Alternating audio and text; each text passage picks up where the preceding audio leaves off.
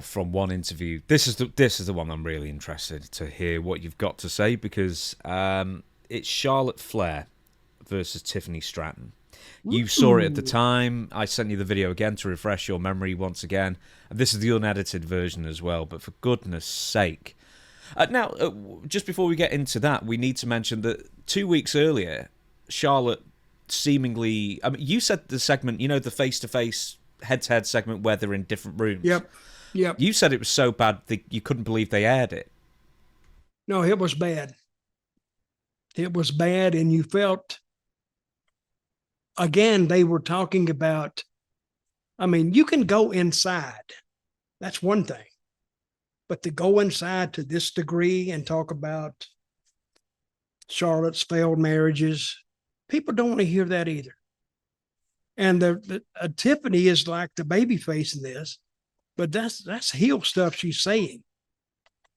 So, and I'm sure there's some women out there who've been married more than once, and they wouldn't want one of their associates bringing that up in an interview that everybody hears. She doesn't want that, because to me, it makes everybody, it made me uncomfortable, because I don't think that's another thing that doesn't work. So now, since we've started talking on AEW now, they're doing one angle that makes the people not feel good. And now WWE is doing another angle. And I don't see how, if I hadn't read more about it, I was thinking WWE would not allow that to be greenlit, like it's a go. It wasn't a go. It's them getting mad at each other, which is the worst thing you can do as a talent, because when creative tells you they want it to go one way and you deliberately go another way, I think there's heat on both of them. I really do. Now, Tiffany may have lost her temper a little bit. You can't do that. And they're going to teach her early on that you can't do that. Follow the directions, or we can get somebody else who will. Now, Tiffany's got everything in the world going for her. They're going to give her a big shove. So follow the direction. If somebody tell you, you're a mechanic, somebody says, go change that tire, and you go out there and you change the spark plugs. They didn't want spark plugs changed. They wanted a tire change, you moron. So, but you can, maybe one time you can say, oh, well, I don't know. I don't know what I was thinking. One time you may get away with that. If you do it twice, I think they write you out. We've got to go through the entire thing. One, before we do that, right? As I say, a couple of weeks earlier, they had Charlotte and Tiffany do a head-to-head in different rooms via satellite or whatever, that usual thing. And Charlotte basically started ruining it by talking over Tiffany, and Tiffany seemed to be trying to stay on script, basically. She did. And Charlotte wasn't. So why did someone in WWE go, well, that went badly? Do you know what would go really well is if we get both women in the center of the ring in Chicago and do the exact same thing? Who greenlit that? I don't think that wasn't greenlit. And that's why Tiffany left early, because it was off the rails. So the best thing she can do is that I'm not listening to it and run off, which was probably the best thing she could do at that point.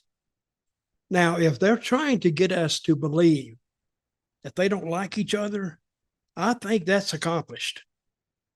Yeah, I think they shouldn't have said that. And I don't know. I don't think they can't retrieve it because it's already booked. And we'll see how the match goes.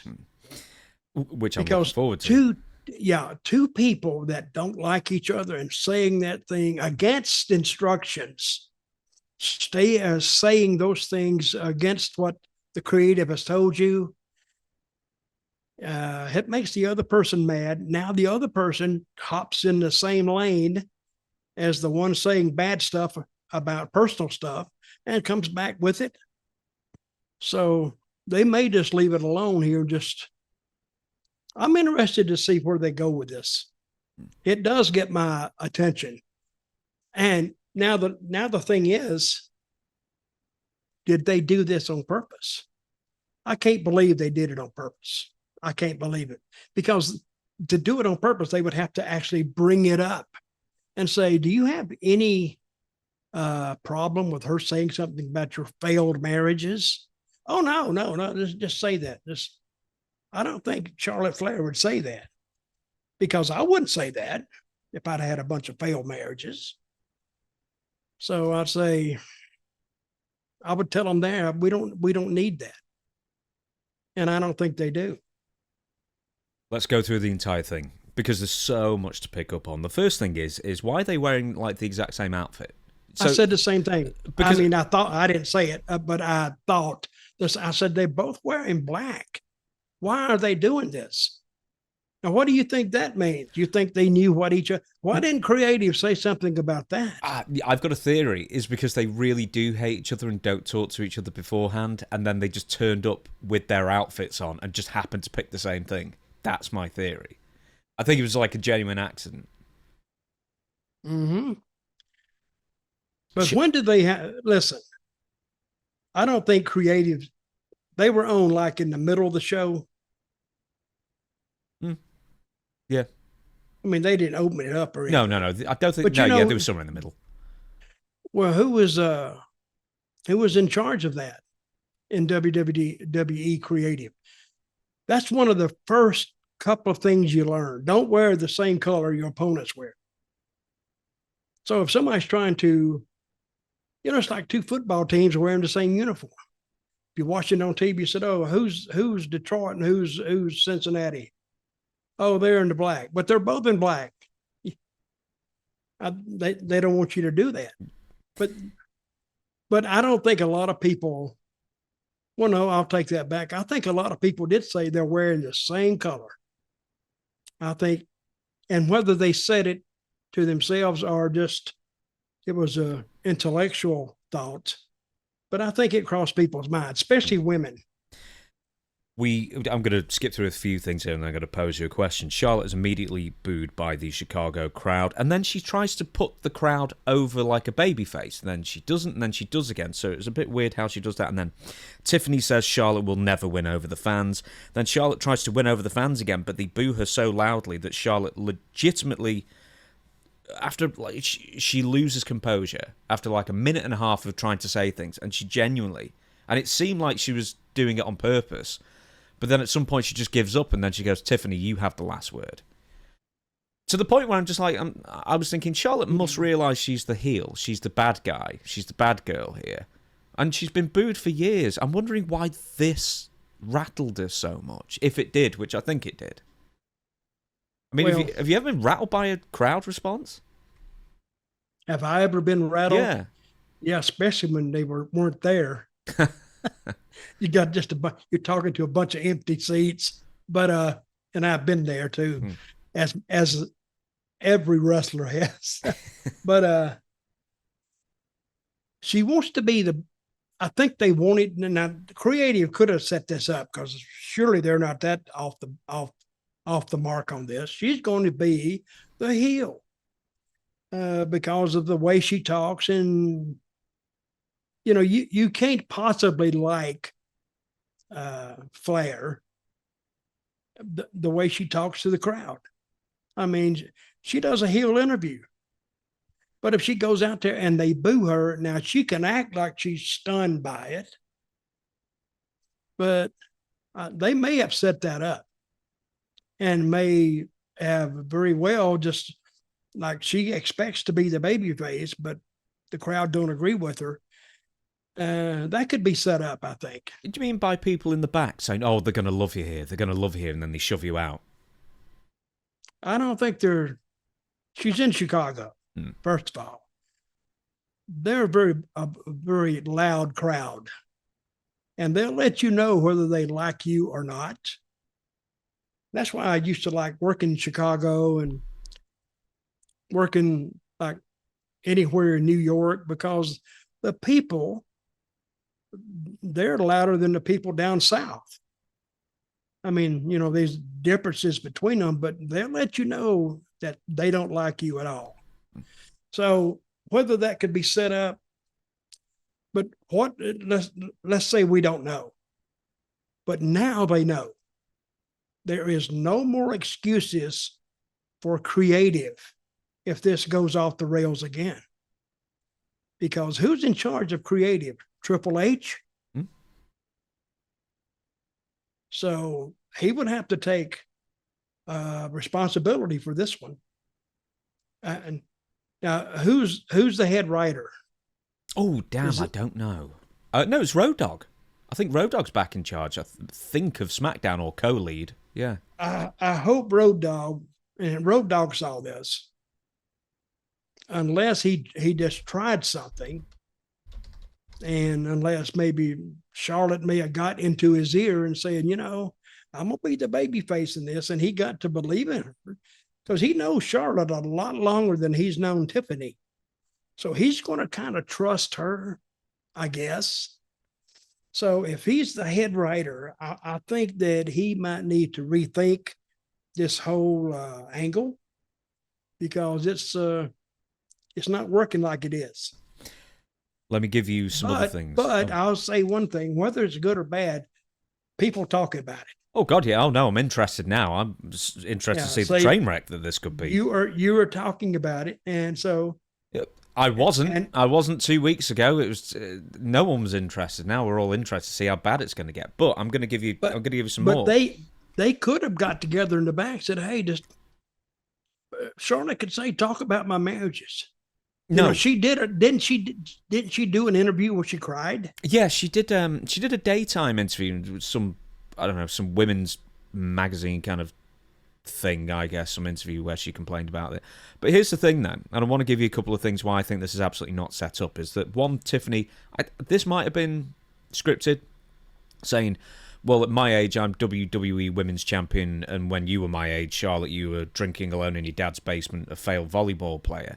Now, which well could have been scripted, but then there's something else that makes me think this is where it really fell off the rails, is that Tiffany was trying to say, you're Queen of the Ring, blah blah blah, and then the punchline was going to be, you ain't queen of shit, right? And she actually says that, but then Charlotte, when she's saying that line, starts going me Tiffany, and starts doing a ridiculous voice, and it completely kills the punchline. The go home line. So that wasn't scripted. No way. No, that wasn't. I don't think. But look, how much wrestling have you watched in your life? Enough. A lot. More than enough. Enough. So we're both out here, and I'm saying that if I had been there, and if I had heard that live, I would say, "Whoa, did they go off the rails, or did they plan it that way?" Actually, WWE has me exactly where they want the fans to be. Mm-hmm. Did they really do that, or did they not?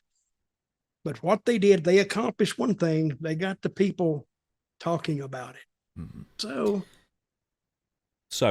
they have done that. So now you got me interested in it. Yeah, I'm interested to see what is going to happen. Well, I've got more to give you. So obviously your 0-3 marriages, but she says that while backpedaling and then drops the microphone and goes woo and then leaves.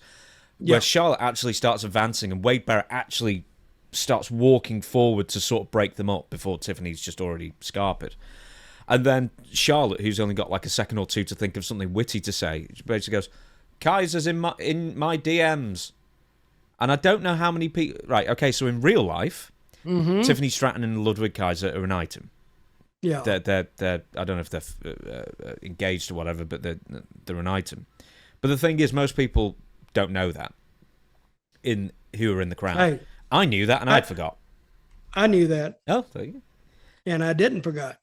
But see, DMs in your... Instagram, I guess, or wherever. DMs...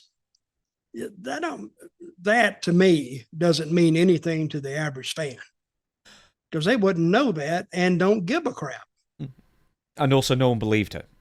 So basically, that just struck me as something that was just a bit of a last second thing. Here's the thing with Charlotte is that she's like Batista. is she's in the position Batista was 10 years ago. Batista had been gone for a while, and then apparently he went bankrupt and had to come back to WWE to get a payday. And then he immediately waltzes back in, he wins the Royal Rumble, and immediately the fans resented him for it. And then now the same thing seems to be happening with Charlotte. She was gone for a year, she immediately wins the Royal Rumble, now she's got a WrestleMania, not a main event, but a big payday coming and everything, and people resent her for it. And, with good cause, maybe, I don't know.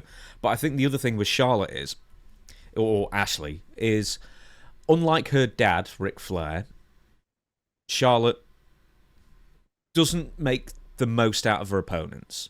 She's basically, if her opponent can't keep up with her, she lets them flounder. Whereas Ric Flair would try and make a star out of anybody he wrestled. Mm-hmm. And the other point I wanted to make was with Charlotte is that ever since she debuted in like 2016 or whenever it was on the main roster, they keep giving her world titles. So eventually the story is, can she get more world titles than Ric Flair? And it's so transparently manufactured. And I don't think that many people care about it. I don't either, not that. Because they're already doing that with Cena. Yeah. See, so you got two things talking about Flair. He's actually the base of it. And somebody did ask me a question, do you think Flair will show up in the Cena and the Cody match? Well, if he was there, why wouldn't he show up in his daughter's match? He could show up twice. But anyway, it's just a thought. I think that would be the wrong thing to do. And they got me where they got me thinking. And I think they have all the fans thinking. I think this would be it's going to be a very successful pay-per-view because they got Cody and Cena. And I'm interested in that. Now I'm interested in the girls. And a few more things I'm probably interested in if I could think about them. Yeah, I'm going to make you watch it as well. Here's one more before we move on.